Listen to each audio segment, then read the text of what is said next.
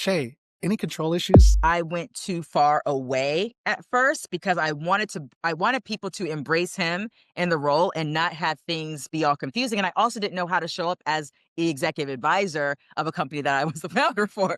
So I didn't know what that looked like in a practical day to day. And I knew I did not have the final decision-making capabilities at all anymore, where I need to be helping in the way that I can with the boundaries that I need to have for how I do it. So that was actually the larger challenge, quite honestly, than the fact that I didn't have control. I didn't have decision-making ability anymore. I'm not saying that part was easy either, but my biggest challenge and first challenge was trying to figure out how to be in the role I was supposed to be in. Thriving in Tandem. It's a podcast for you, the married entrepreneur that wants to win in business and marriage at the same time. Welcome to Thriving in Tandem. All right, Thriving in Tandem family, welcome back to this week's episode. Hi, Tandem family. And we got a great one because we have some returning guests. I know. And a lot's changed since then. Sorry, honey, I just had to jump in there. No, that you're getting in front of me, but that's okay because that's exactly where we're going because we've finally got to meet Shay Bynes in person physically a couple years ago, and we're still waiting our turn to see Phil. But anyways, we get to have Phil and Shay. I'm hoping it's going to be next year at the conference. It will be. Chamber conference. If not, because they're in Florida, we can just drive down to their house. Yeah, we can knock on their door. Phil and Shay Bynes, we've had them. They were in episode 33 of our podcast. We're at 200 and whatever now. So it's been a minute. It's been about 4 years, and so we get to kind of look at the before and afters in a sense of where they were then to now. Also, my notes. Where's my notes? Okay, but let me introduce them real quick for those of you who are not familiar with them. But Phil Bynes is the CEO of Kingdom Driven Entrepreneur, a global movement equipping entrepreneurs to partner with God in business and create greater kingdom impact in the marketplace. He is also the owner and lead therapist at Crazy Good Massage. I know. I remember something from our last podcast. I think she said or he said all they have to do, she has to just put her name on his calendar and she gets massages whenever she wants. So I would be getting one every week. So I think that's what got Shay. I don't know if he was doing massages in high school. I think that's when they met. Oh, well, I don't know. Maybe give a foot rub. I don't know. But anyways, I remember asking that. Oh, so you get massages whenever you want, Shay?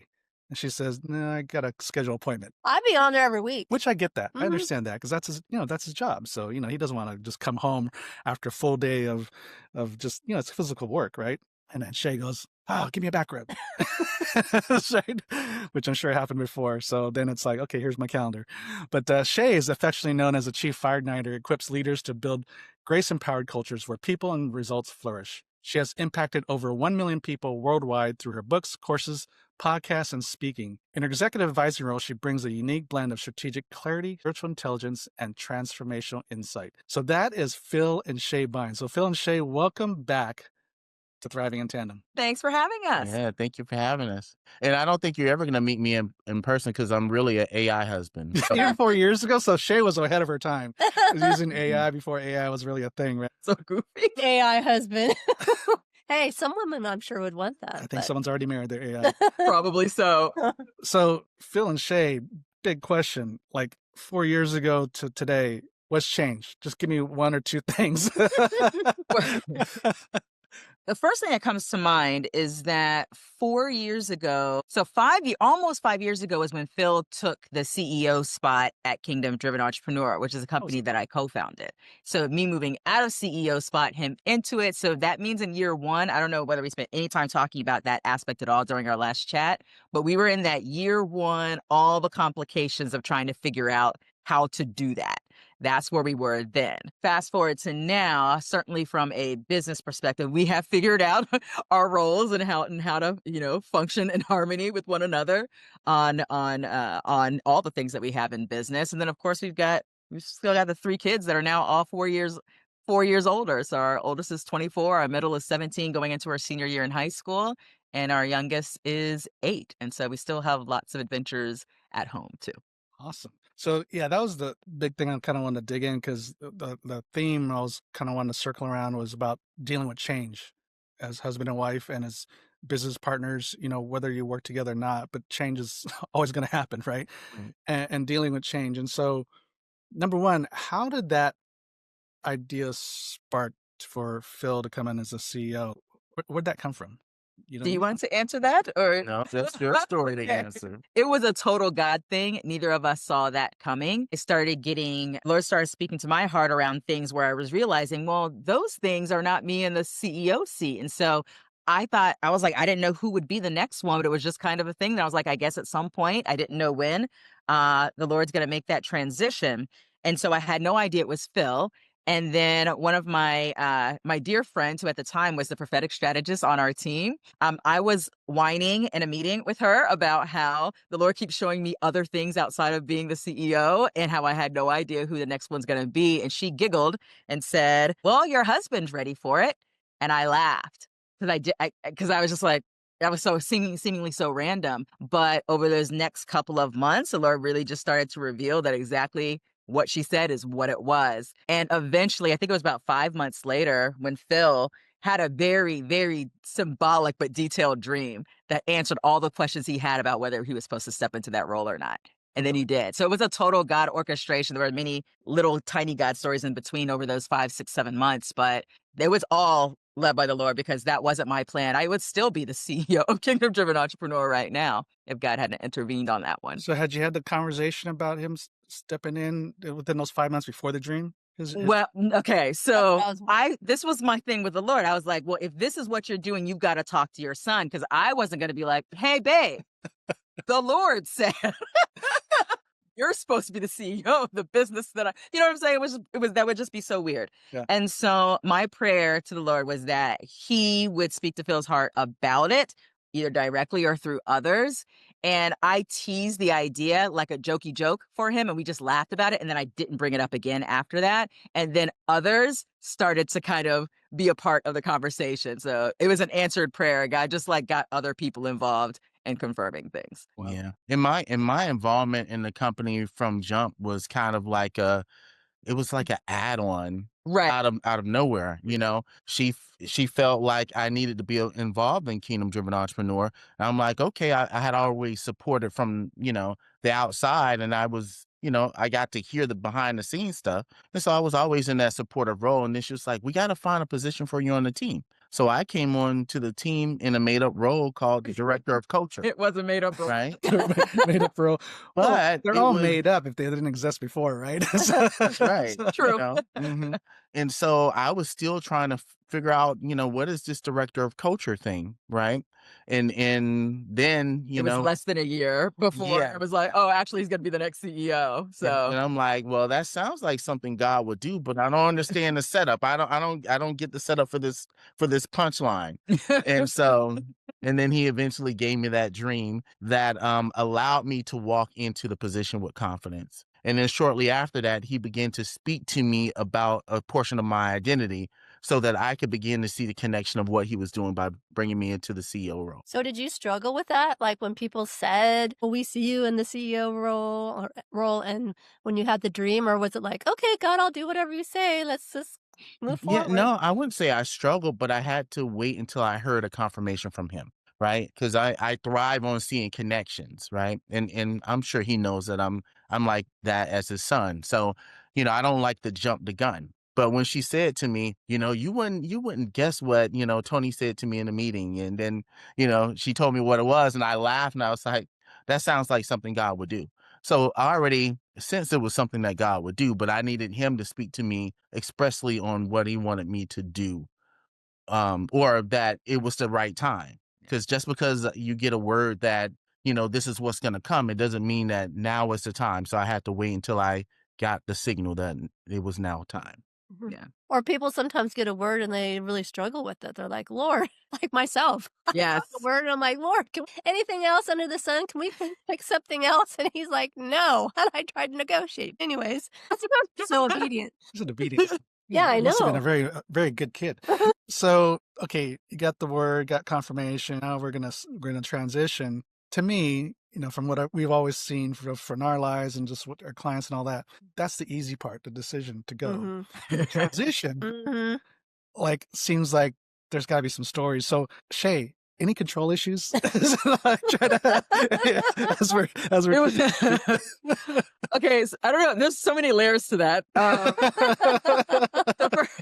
the first challenge for me was trying to find my place. So what happened is I went too far away at first because I wanted people to embrace him in the role and not have things be all confusing. And I also didn't know how to show up as the executive advisor of a company that I was the founder for.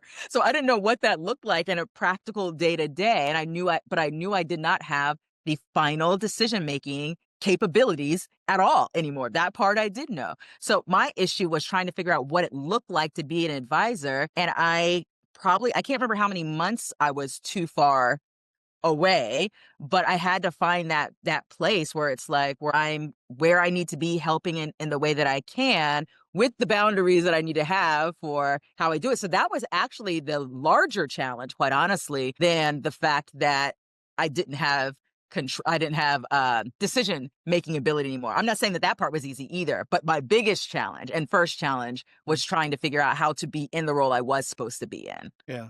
I think that's pretty common. So you kind of try to go far away from control, but probably a little too I far. went too far. Yeah. And some people want to maintain control, and it all has to do with trying to find that role for them, right? Yes. This is news. I mean, That's right. usually it's usually both ends of the spectrum. I mean, Yeah. that's an honest answer. It's a very clunky year. Yeah. So talk to us, like, how did you get into the groove that you're I in? think it was just with time, to be honest, because just by when I recognized that I was too far away and then I came back, then I would just start trying to add where I could, and then eventually just kind of found a good flow with it. And I'm not even saying that it's perfect now, in this 4 years, almost 5 years in, but there's none of the the tension around it that existed in that first, I would say, year and a half. And we were always fine relationally. It was just the tension of trying to figure out how to do this thing, because we'd never done it before, and we didn't know exactly how it was supposed to look. And so that was definitely challenging. I don't know what your And perspective for was on that, Well, though. I can tell you, for me, stepping into the role, because of my nature is I'm very much a support type person, Mhm. right? And I would say maybe even the first 3 years of being in the role was all about how do I support what was already built? God was speaking to me about, being a pillar, one that kind of holds up the structure, being the foot on the ground, as you will, as my wife was taking the next step. And even when I would talk to people about, the business, I would say, "Oh, I'm the CEO of my wife's business." Like that, because I didn't take possession of it like it's my vision and all the rest of that stuff. And I think God he was lenient with me during that time, because really there were some things that we needed to only I could bring as a father to the movement that needed to be developed. That was, we already had the foundations for it, but we need a father's touch on it. Because one of the things the Lord spoke to me when I took the role, he kept speaking to my identity as being a father. And so I'm like, okay, so what does that mean? And so he was talking to me about setting identity and all the different things that fathers bring to the family, right? And so that was supposed to be my role as the CEO in KDE in the beginning. But now he's starting to highlight other All aspects the of operational stuff. that looks like now. Yes, operational stuff, and me putting my foot down on some stuff and just making decisions about some things and not waiting to hear, well, what's your vision about this? Mhm. So you touched on something, Shay, just a minute ago. You're fine relationally. It was the business was great intention, but in a lot of husband and wife teams, it can affect the relationship. Yeah. You take whatever's happening in business and it becomes personal, and you bring it into the bedroom. So how are you guys able to keep that separated? Gosh, I'm not even sure that we kept it separate per se. It's just that I never looked at the That must be issues as a personal issue. So, I could separate the fact that this is my tension in trying to figure out this role and not project that on something that Phil is doing or not doing. And so that then doesn't become an issue between the two of us. One of the best things that we've done in our marriage, I say this all the time, is the fact that every single week, without fail, unless I'm traveling, we have a meeting, usually over lunch, where we talk about all the things. And in those meetings, so even during that time and even now, because we've been doing this for many, many years now, we get ahead of things before they can become deep-rooted things. So if I was beginning to look at something in an improper lens around something, between the meeting that we'd have that lunch or the next lunch, the Holy Spirit, it would be dealt with. So nothing gets a chance to like go deep and fester or create, bitterness or anything like that between the two of us, because it's not a personal thing. Even looking at how he leads, which is he's a very, very different leader than I am. Very, very, very different. We also have a very different pace. We have everything about how we do all the things is very different. And so I could either be like, oh, I'm mad at Phil. Well, that's useless, because that would be saying I'm mad at God's design. I know how he built Phil. And so that's why those things didn't become personal. It just became like solution oriented around what are the adjustments that need to be made in order to, be helpful where I can and leave things alone where have no business. And it might sound overly simplistic, but we're talking about 10 years of foundation building, of doing that before we were even involved in the same type of business stuff, right? That's 10 years of her having a space to speak into my massage business. And, 10 years of me having space to speak into Kingdom Driven Entrepreneur, and I had nothing to do with it. Right. So that trust had already been built through this foundation of, we have these weekly meetings. And so, yes, it might become a little bit more intense now that I am charged with the responsibility of carrying this baby that she birthed. Right. And so I always have to be a little sensitive about that too, because this is her baby. But now it has hit a phase where, mommy's nurturing is no longer what God is calling for. He's calling for more of a father's kind of a little bit more hands off. And that could drive a mama up the wall, right? If you feel like, no, you got to treat my baby with a little bit more care. And dad's like, let it fall and bump its head. It'll be okay. Right. But that is kind of how my role has looked, which means that some things that she did and in the business thrived when she was doing it, now is sputtering a little bit. But the thing that God has called me to do is I'm supposed to help this thing mature to the next level. And it can't mature if mama's always has her hands on things. It's not going to mature if daddy is also saying, okay, you need to do this and you need to do that. Sometimes it's like, hey, team, what do you think? And if they don't come up with anything, we let it sputter a little bit. Now, that's a little bit hard on our finances when it sputters, but that's why God called me, because he knows that I have the faith to stick it out when it does get a little messy and ugly. That's good. So sounds like you obviously shows the maturity of knowing each other since 16. Yes. Things get personal. I mean, that can be challenging, right? I mean, and it's if you haven't come up with a process or system not to let things get personal, getting in front of it. Like I said, the weekly meetings, we share with you guys, we've been doing this for a while now. Many years. Every kind of couple that we've looked up to that have, thrived in both, whether it's their career or business and in marriage or whatever, they all have a form of a weekly meeting, like you talked about. It's just to talk about the issues, because otherwise they don't get talked about, or at least don't get talked about in a very good way, because usually you're just running back and forth and you're just throwing something at each other. Like Kaylee, if like I'm in the middle of something, not a good time. Why not? Stop everything. I need help.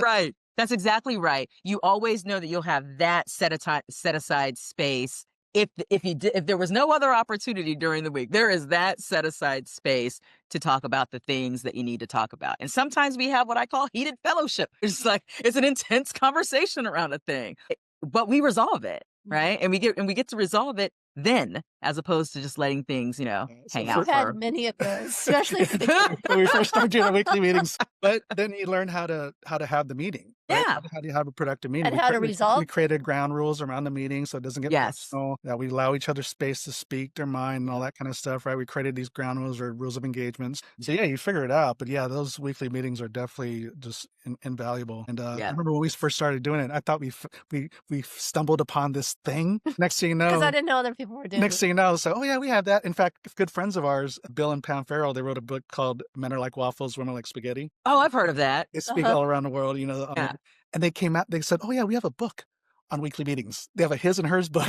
I'm like, oh, well, maybe I should get that. Well, I need to go look it up because that's probably a resource I need to recommend to people. Yeah. No, I'm like, I don't have a formula for it. We that's just what you look. found Yeah, something that works for us. it's kind of a templated journal type Yeah. schedule for weekly meeting. But I was like, That's cool. oh, apparently we're not the first ones to think about No, this. it's highly with people that I have an opportunity to mentor, advise, that are married, even if they're not in business, but they're not both in business, doesn't matter what the dynamic is.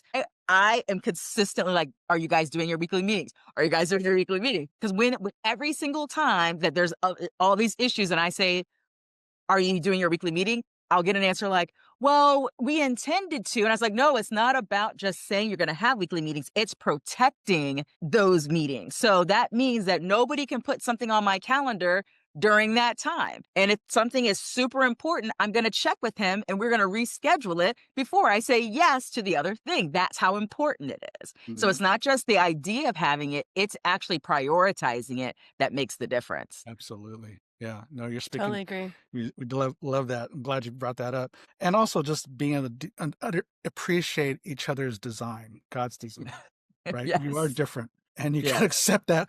But it's also probably a good thing. If you want any business, whenever you want it to grow, a lot of times, and especially even if it's not you and Phil, but ultimately it's got to get transitioned.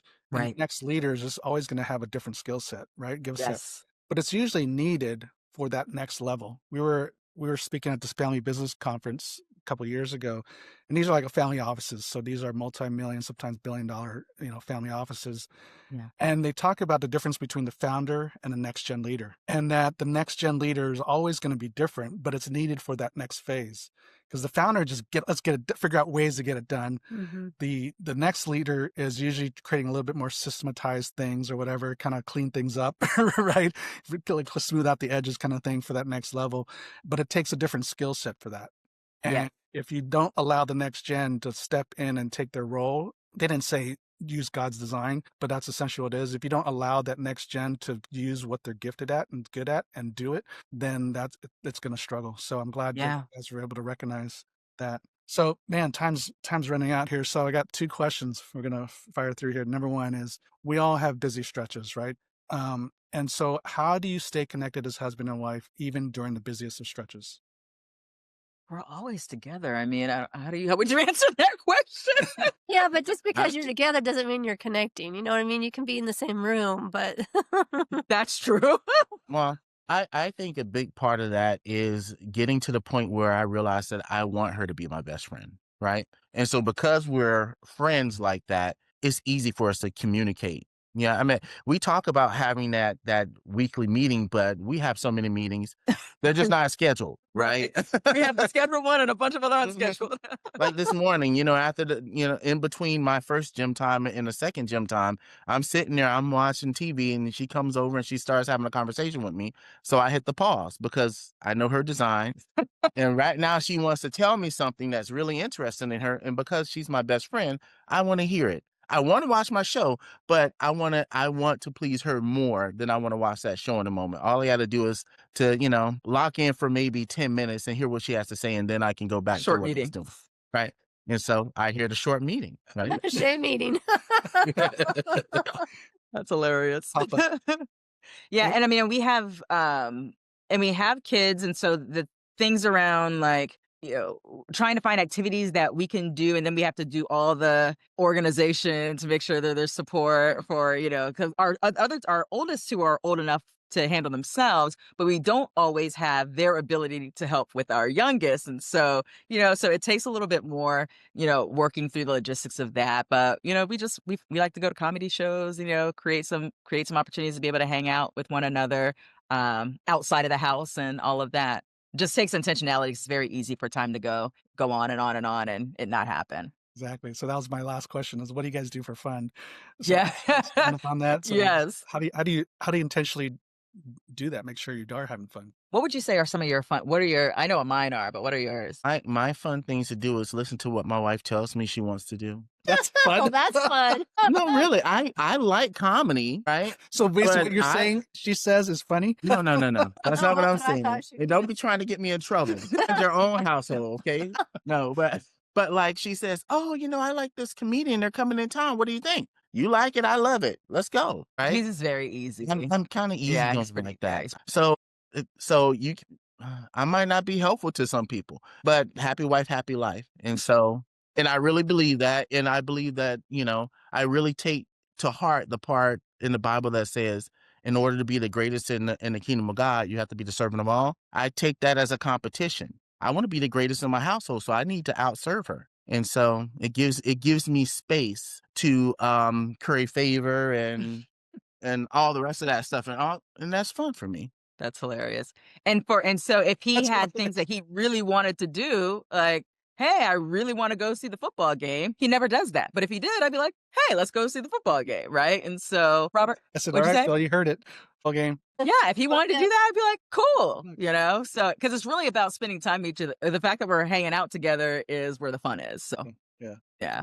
Well, Phil and Shae, thanks for hopping on. I mean, time went by so quick, but the beauty of this for the folks that are in our live studio audience today, once we hit stop record, we get to continue the conversation. But thank you for coming on. You've got a freebie here, a couple freebies, 12 powerful questions to connect you with God's heart and mind in business. So for those of you here, the links are in the chat, and it's going to be in the show notes for you listening on the podcast. And then there's a free chapter of Shae's new book, Grace Under Pressure, a story about leadership and the hidden cost of ambition.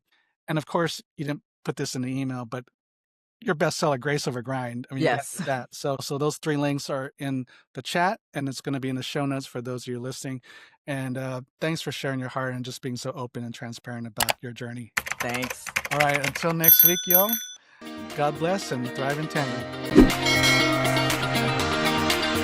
Thank you for listening to the Thriving in Tandem podcast. Please visit our website, marriedentrepreneur.co, for a variety of free resources to help your marriage and business succeed. And feel free to leave us a review and share this episode with another married entrepreneur. That would mean so much to us. See you next week.